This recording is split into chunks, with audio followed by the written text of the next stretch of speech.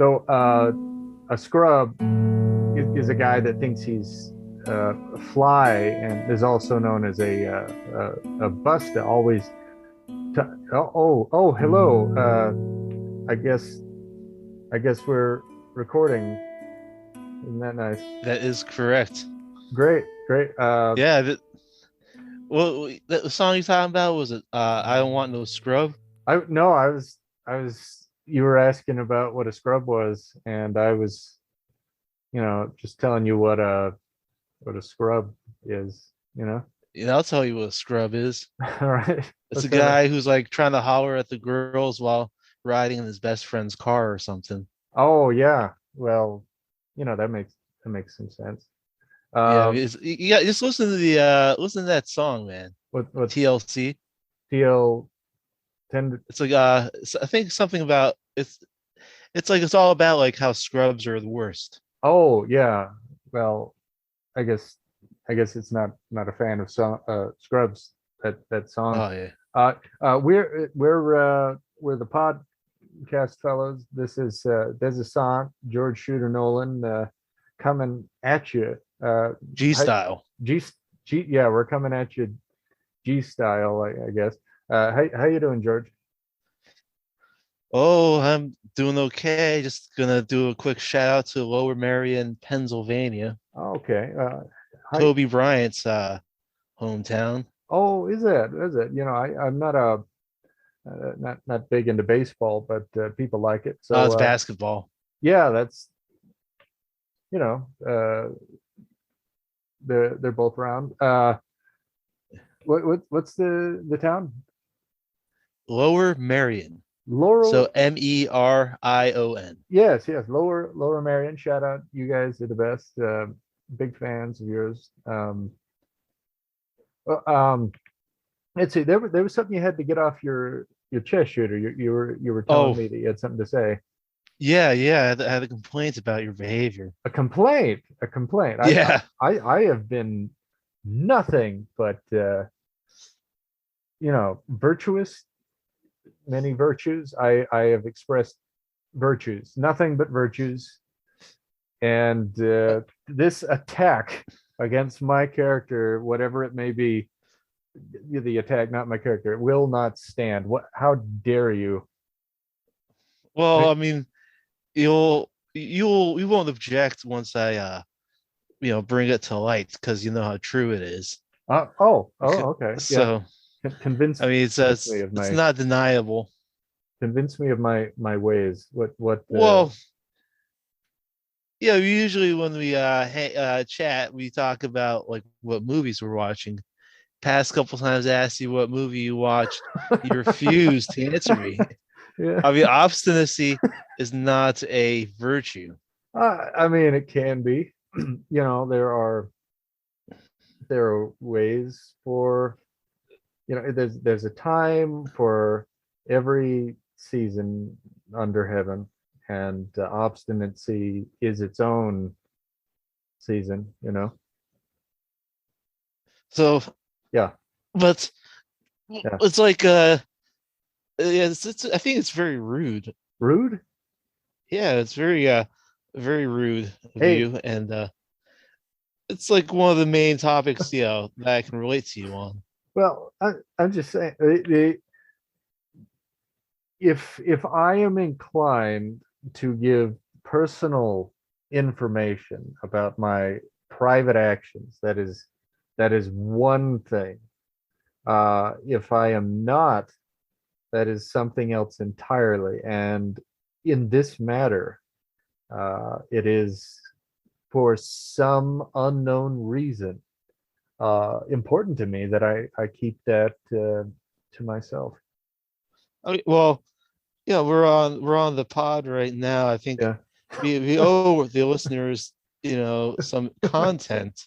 So they'd Yeah. love to hear about like what your reasons are. My Are you in?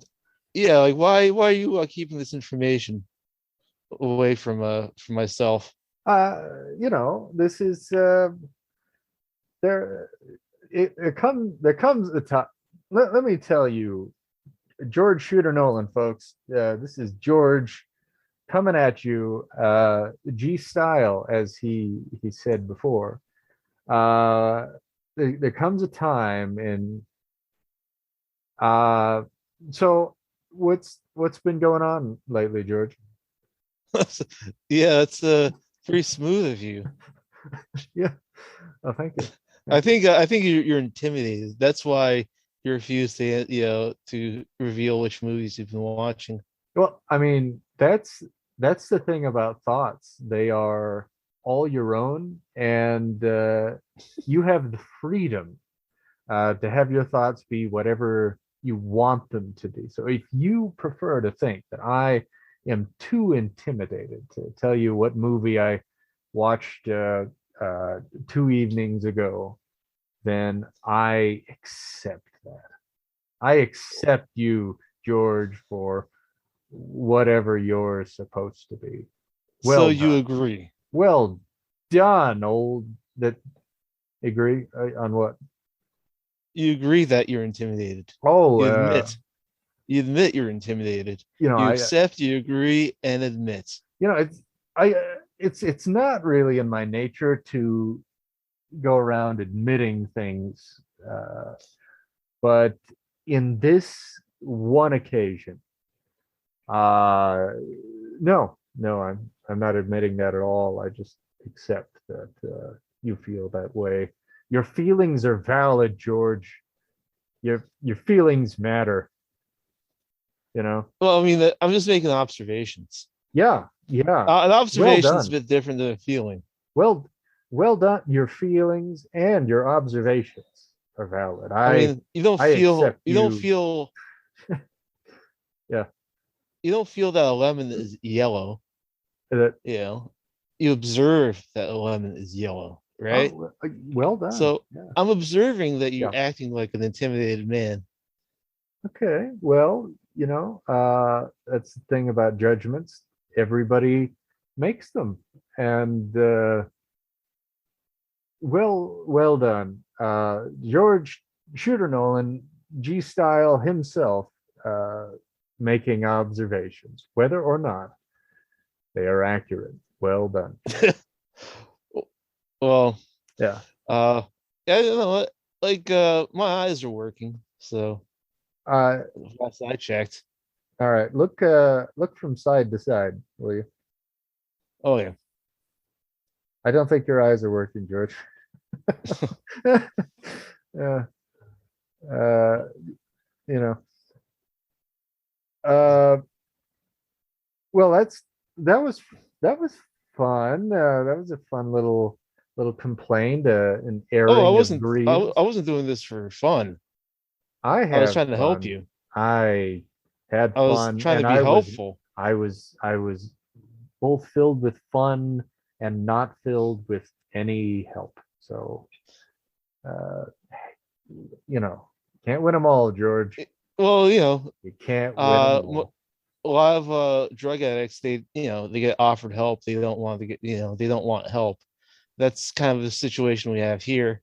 I I will. kindly offer to assist you, and you Yeah. want to wallow in your pits of being intimidated. Well, I just wish to make a firm and declarative statement for a moment, since you invited it with what you said. I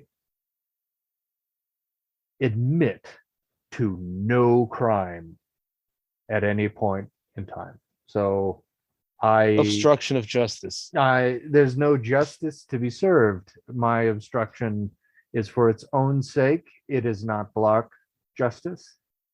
It is a clean and noble obstruction, uh, that stands for its own stature. The justice is my judgment of the film you've chosen to watch. I approve of the film I watched. I approve of uh, your lack of understanding. I would like to be tolerant of your intolerance, and I appreciate the opportunity to grow as a person somehow.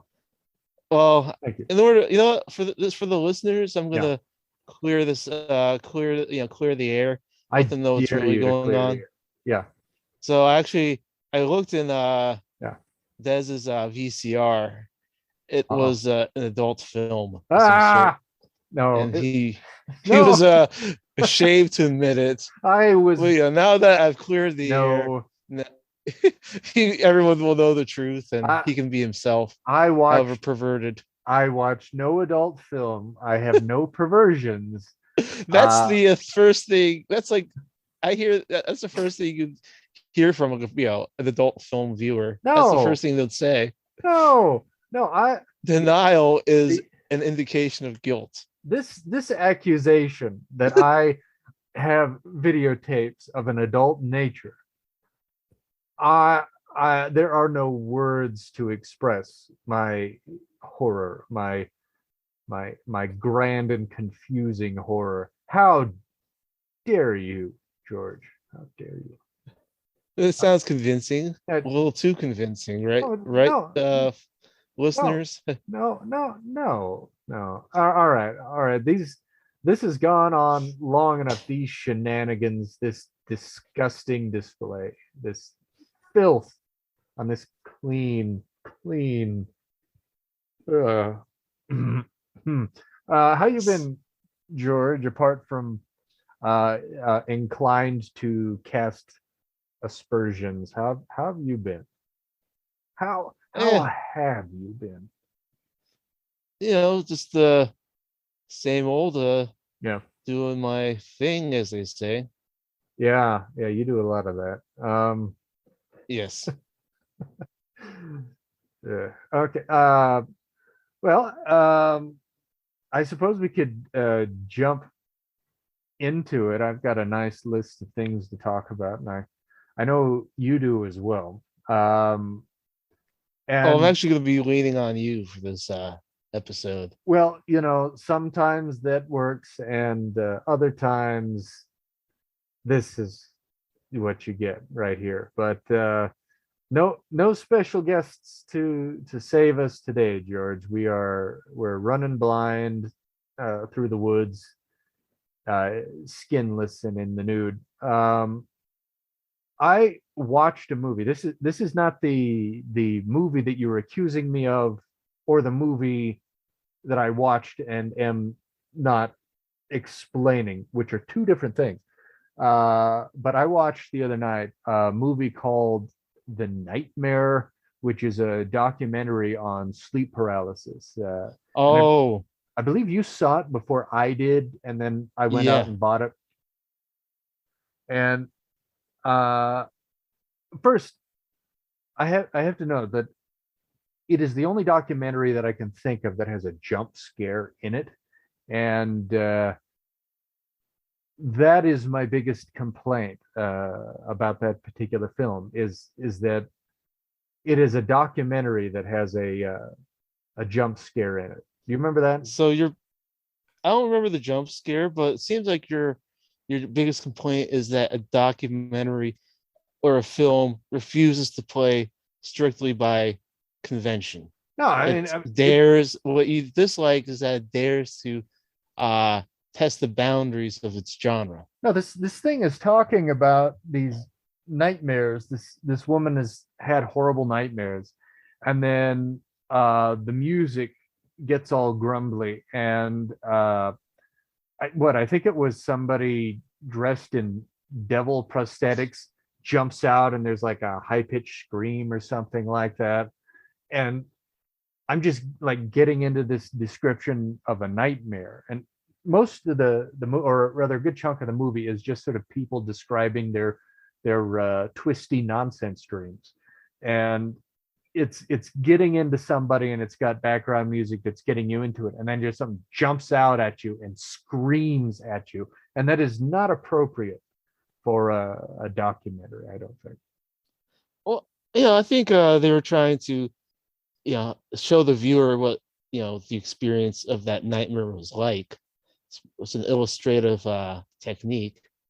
uh, I mean, I have had sleep paralysis. It's not a common thing, but I know what it's like to be like frozen, and there's like an intense fear and feeling that you're not alone.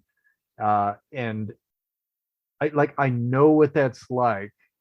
Uh, and sometimes there are aspects of it that are extended or jump scare, or like you hear a voice or you hear a noise that seems wrong, or even that you're moving, and then when you wake up you're not moving. So I get all those things that are associated with sleep paralysis.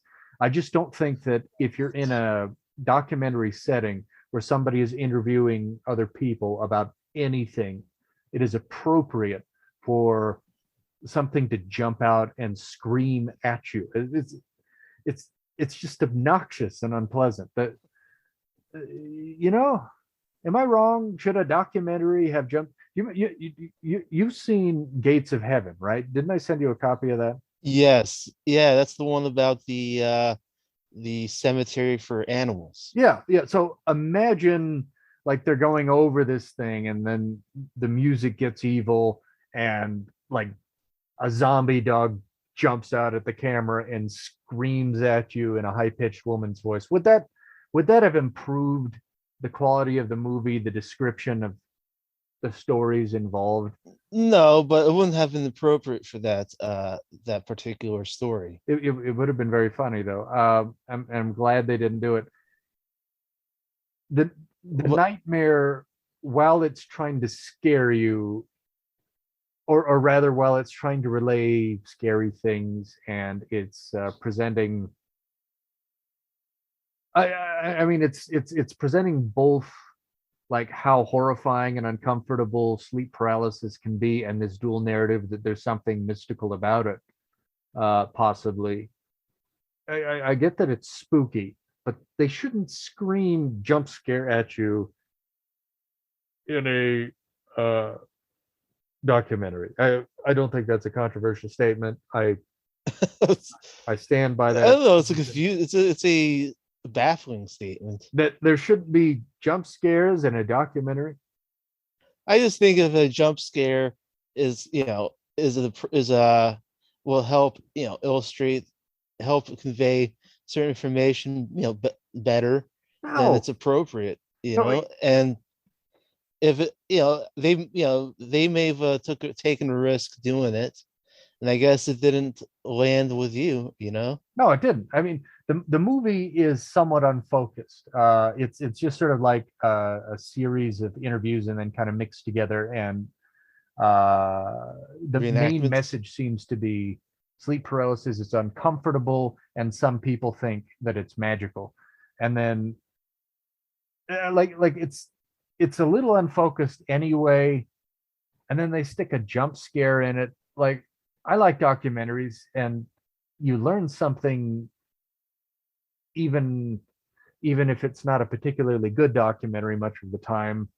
And if your documentary is about people describing their dreams, which are weird nonsense, dreams are crazy and logicless often, and then it just screams at you. It's a disorientating.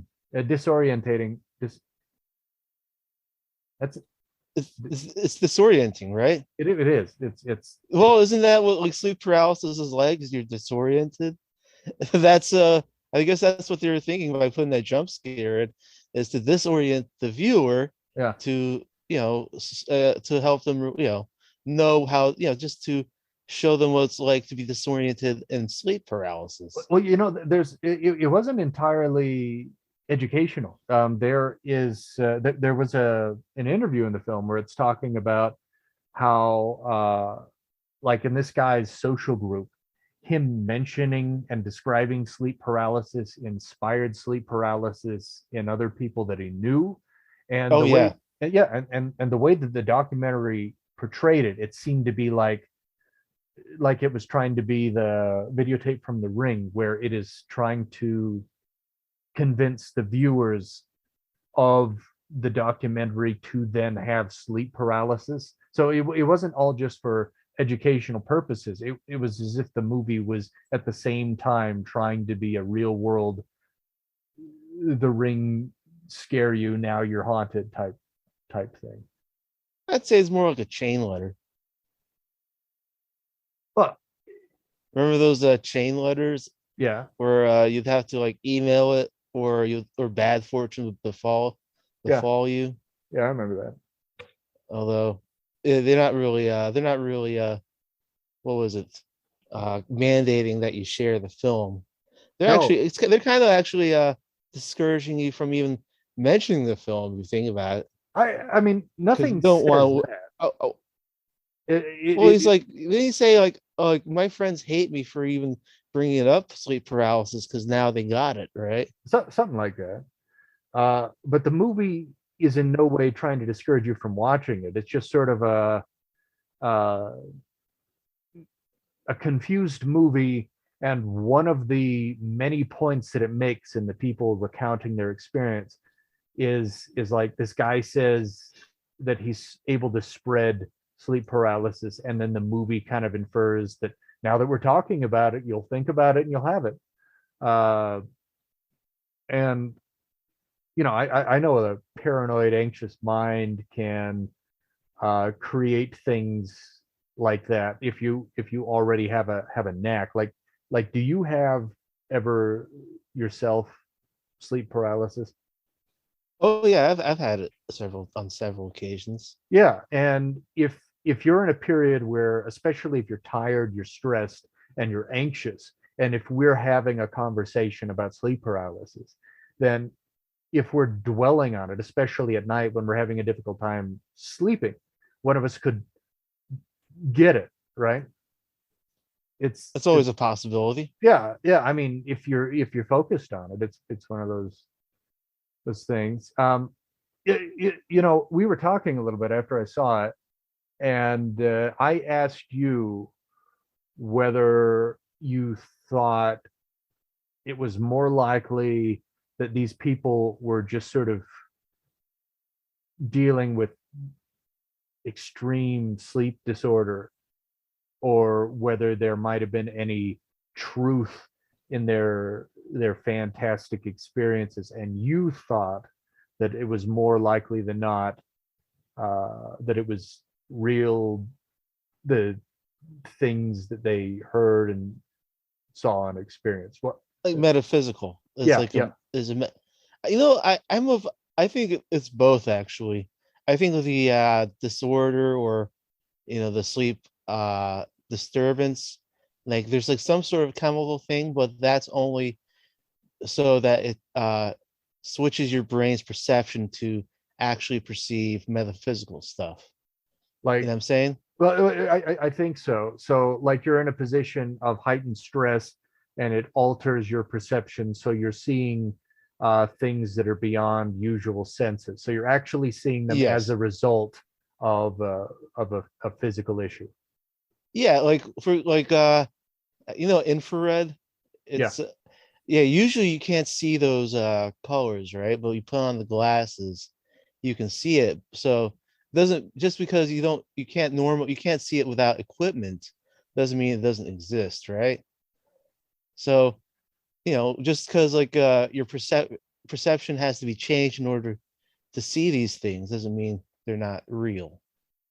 Yeah, but it's sort of a trying to prove a negative. I mean, dreams are crazy, spinny things Yeah. anyway. And I mean, it stands to reason, kind of like how they say time is an illusion, but time cannot be an illusion because things go from one state to another and they clearly move in a path. But if you were to step outside of time, you would see it as a physical object. We're not able to perceive things that our senses uh, wouldn't have any need to perceive. We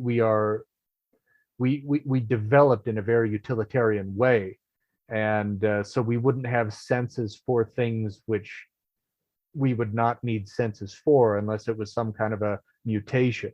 So that there are things beyond our scope to perceive makes sense, or could be that makes some sense. uh but I still can't really get behind a belief in the unindicated, and dreams are twisty, chaotic regurgitations of the mind anyway. And it makes more sense that like if I've been, thinking that I'm kind of awake and then paralyzed and I hear a voice or something falls or something like that, it makes more sense that that is my mind making something up than there is something just beyond the reach of my senses that I am perceiving in that moment, you know? No, like I'm like sitting across from you right now, right? Yeah. It makes more sense that you don't really exist. My mind's making you up. Uh, it is. It is. You found it. Like, Found it. Huh? would you agree with that? Because that's Yeah. basically what you're saying. Well, I am saying, well, no, I mean, going down that rabbit hole, solipsism makes a great deal of sense because all you know is the self, and all you know that is any given moment. And then beyond that, you could just sort of be like wind blowing through a toilet paper roll. It's just sort of an experience that you have the experience of perceiving at any given moment. So it Like, could, well, like let's say you're having sleep paralysis and you hear a strange voice, right? yeah, That indicates something is there, right? it And I indicates that hear, you are perceiving something. yeah, I perceive, yeah, it indicates I'm perceiving something, right? Yeah. I hear your voice that indicates I'm perceiving something, right? Well, no, I mean, I get that, but I think that there is a line between believing everything and believing nothing. Because while we could just sort of be in a brief snapshot of a dream at any moment and nothing else is real, no past, no future, nothing around us, uh, that sort of thinking doesn't make any sense. What it makes sense to do is navigate the world around you, and things that can be repeated, things that can be observed, recorded, tested. Uh, they kind of build a framework for the world as we know it. Whereas if we were to believe everything, then every thought could potentially be a physical object, and that doesn't make a great deal of sense. Just believing absolutely everything with like, what makes sense to me is to have total non-belief, but just sort of work with reasonable suppositions based on what you need to get an idea of the world and navigate it. So I assume that when I hop off of this uh, fancy chair, I'm not going to fall through the floor.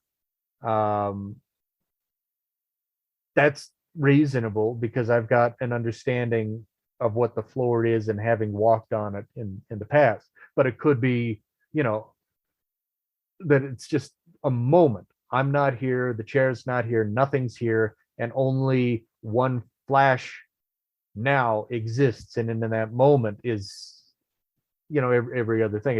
It just doesn't make sense to believe that dreams are real to me. I believe dreams are real.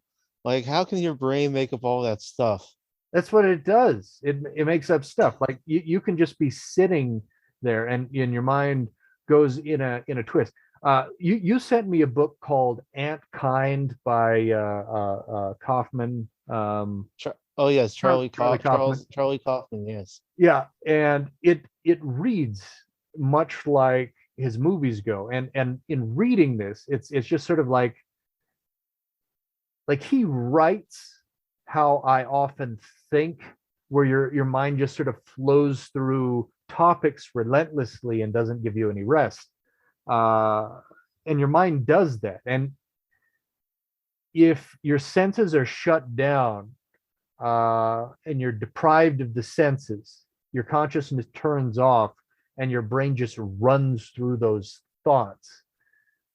Wild dreams seem like exactly what would be created, just a free flow of thought. It makes sense that it's just The thinking becomes more real when there's nothing other than that constant background flow of thought happening with you, and that's all that there is. Yeah, how do you explain people who have shared dreams then, I without without talking about beforehand?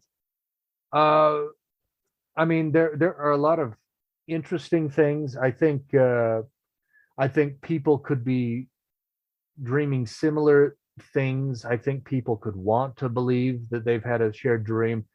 Uh, I think that I don't have a good answer ready, and I'm open to the possibility of the unindicated being real, the absolute nonsense somehow being an untestable but still true reality. There's um, an anecdote, right? A place I used to work a while back. I had this coworker, and all right. So I would be there all night. It was a night shift, and I'd be walking around in the building, usually alone in the building, and it would seem like the shadows that there would be these like my mind would just sort of wander and total dark seems like it's moving, and I would sort of see out of the corner of my eye great hulking figures kind of you know curled up in the corners, just sort of sort of slumped there like, oh yeah, kind of like if the where the wild things are critters were more fleshy. It just sort of seemed like fetal position hulking figures lumped up in the corner, right? Just sort of nonsense things where your brain is tired and you see something you don't see. So a while later, my supervisor at the time, she tells me that my coworker was telling her that while he was there overnight, he kept seeing in the corner, in the shadowy corners, these hulking, sad figures that seemed to be hunched up and huddled in the corners. And This is something you've seen too, right? yeah. So this is like I'm privately, regularly seeing things in a I'm tired, I'm wandering around. This is just sort of half Yeah. seeing. You don't really see shadows in dark corners where nothing is there. Right? There were not like sheets over chairs and that. These were empty corners and areas where it was free space and dark.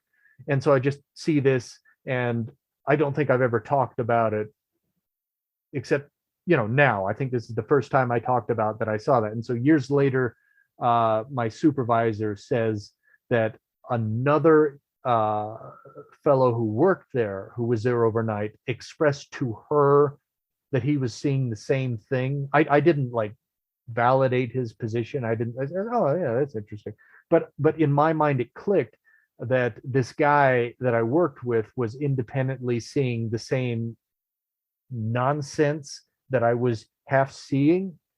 Um, but the thing is, when you're talking about shared dreams and experiences and the unindicated, the untestable, and the usually unobservable, it's just sort of anecdotal things that cannot go beyond, oh, that's interesting.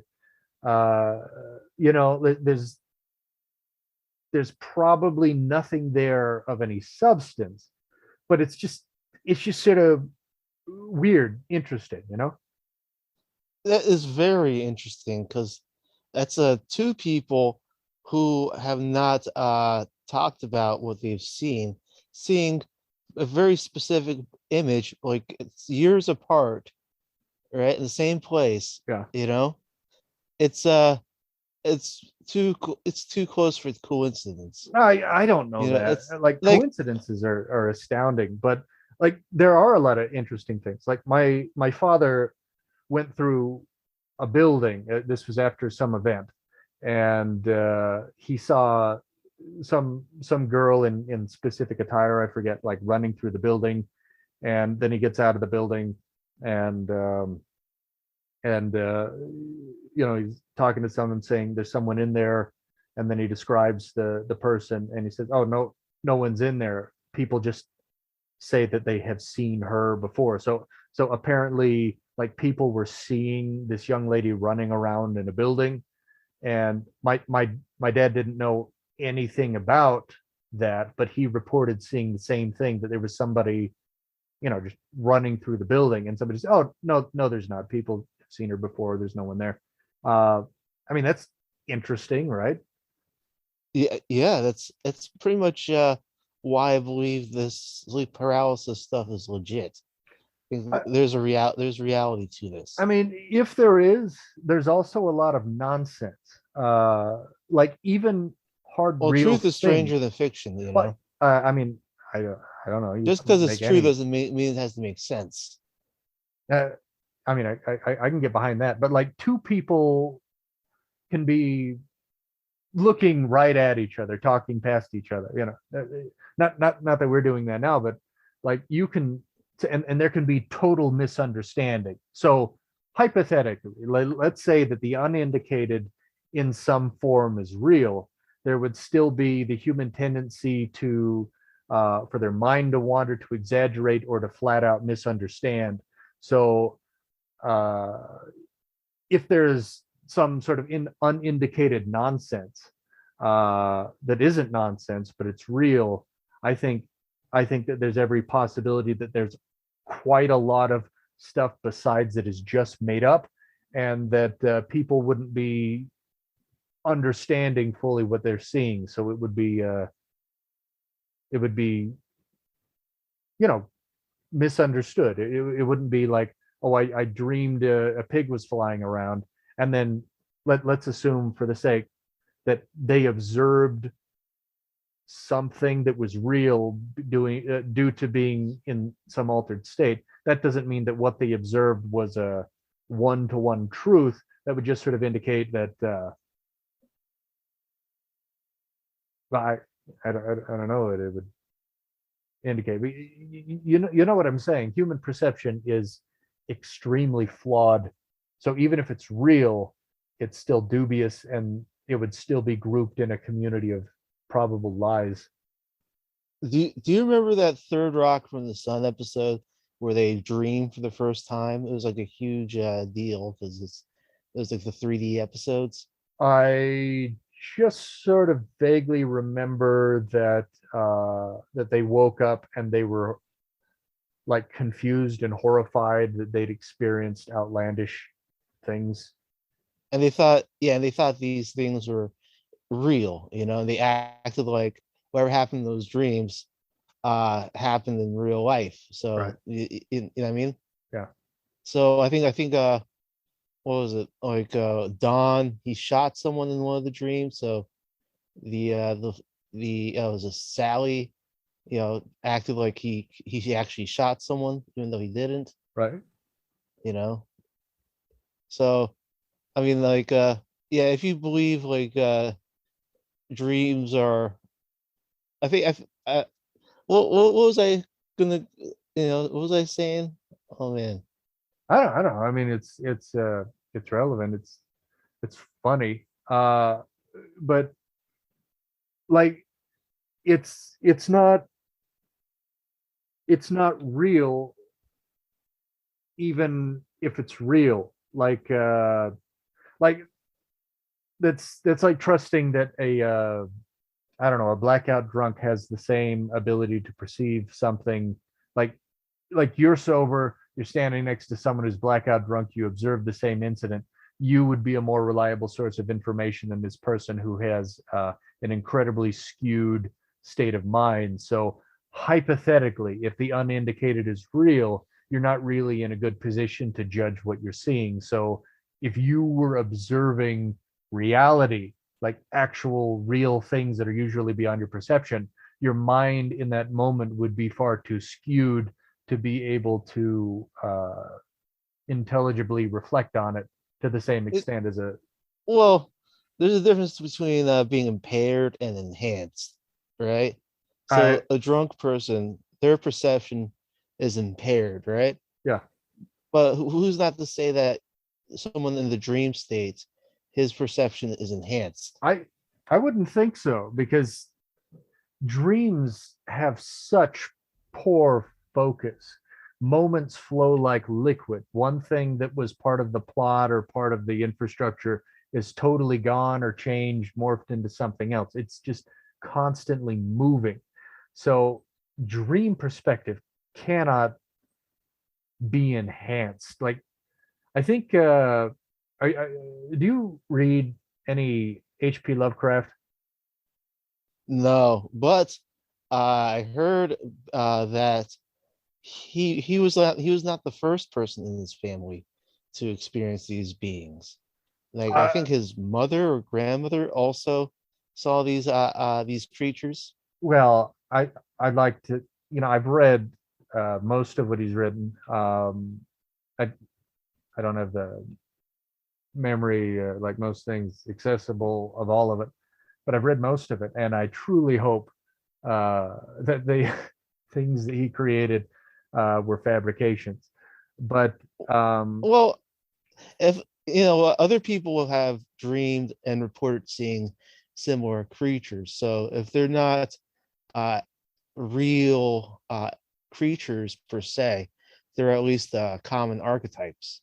yeah, and I think it's possible. Let's say hypothetically, a dream is actual observation through a mind. I think dreaming of an octopus is different than uh, dreaming of a mind so big that you can't comprehend it, of a space octopus that when it wakes up it's going to destroy everything. I think your mind in its weird emotional dream state could make something into something it's not. I just uh think it's interesting that multiple people have twisted some concepts into a specific creature that's some alien with a octopus head. It's a very specific image, you know. i I mean, A very big coincidence that people's brains work exactly the same way throughout history and have all created this creature out of whole cloth. I mean, there's some sort of convergent evolution of culture pertains to these archetypes, like dragons pop up. Now, are there many examples of mythological creatures showing up multiple different places in the world, supposedly independent of each other? Dragons have. Yes, Bigfoot. Yeah, yeah, I get that. That's less an ancient mythical creature, and more sort of a like there was a North American ape, and I believe it overlapped with humanity, uh, but it was long gone with no indication. I haven't Well, fallen much down that rabbit hole of there's reports of like Bigfoot like creatures in like North America and the Himalayas, even Australia. And there's also werewolves have been reported in country like werewolves has been reported in like North America, India, and other like countries as well. yeah, I guess people turning into animals and blood sucking spirits like vampire stuff, those seem to pop up all over the place. Witches, uh that seems to be a Well, I mean, common. there are people out there who actually practice witchcraft. uh That's that's you could argue whether that their magic is real, but there are people who are witches who say they are witches and who do like who do like spells and stuff. So it's not like a witch is a mythological creature. uh, I mean, there are modern religions and social movements, groups. Yeah, I don't know. Like I mean, there have been people who've been witches throughout history.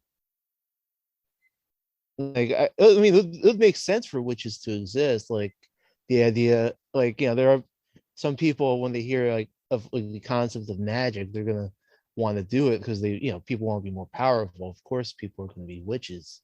I well, so I'm we're we're uh, we're out of time, but I don't like which is something that you accuse an outsider of, or not an outsider, but somebody who you want to segregate and harm, either kick out of your community, or you want something that is theirs and you need them to get out of the way, or they're not getting along and you want to punish them.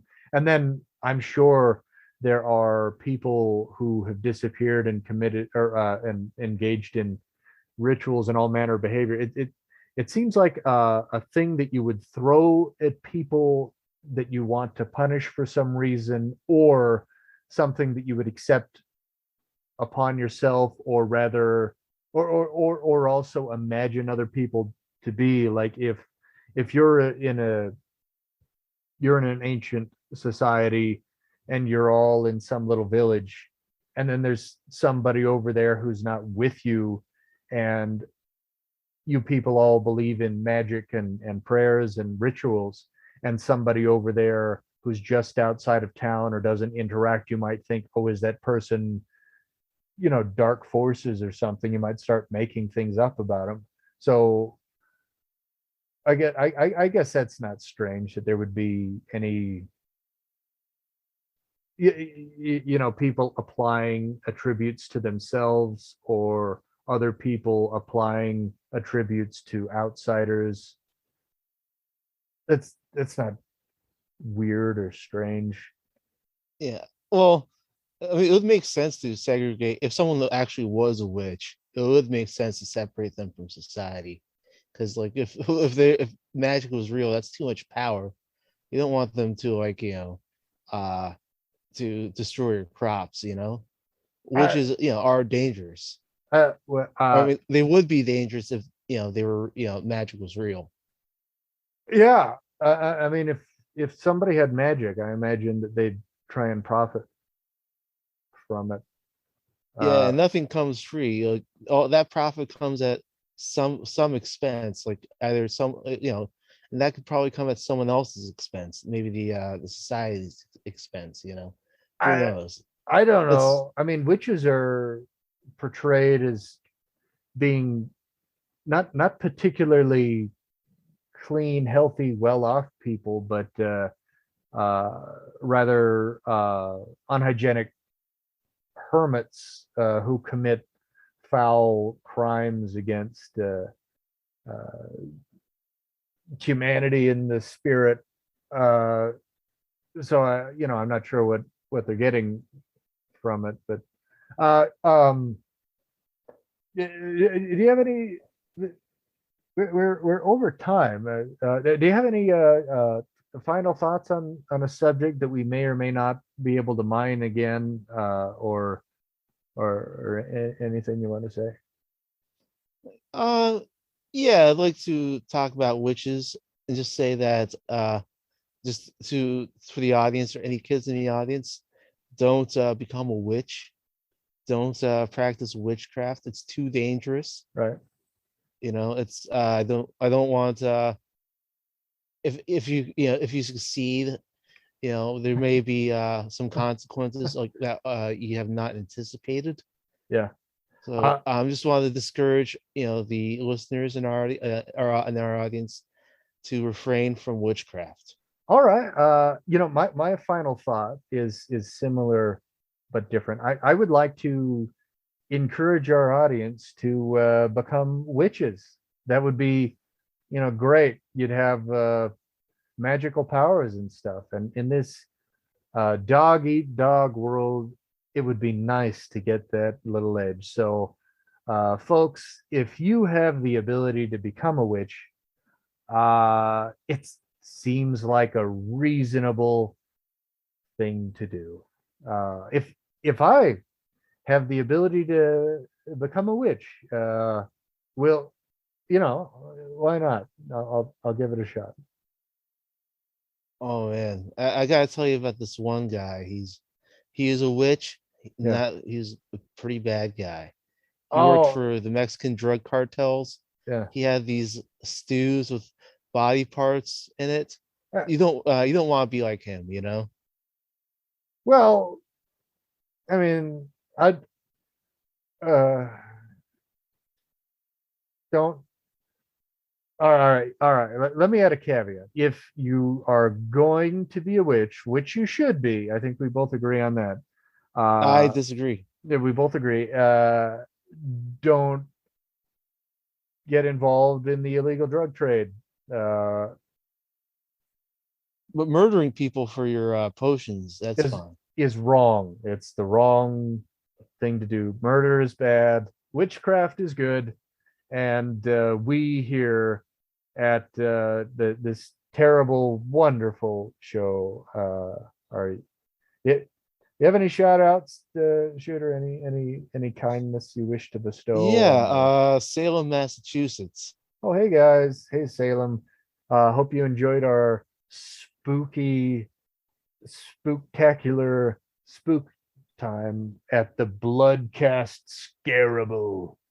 Ugh. Yeah, Uh, so yeah, I think those people keep uh, doing what you're doing. You have a great history, you do, yeah. I a hope rich you history. found, yeah, a rich witch history, if you know what I mean. Yeah, I'm pretty mistakes were made, but you know, that's Not by past the is the not by past. the witches. Let me tell you.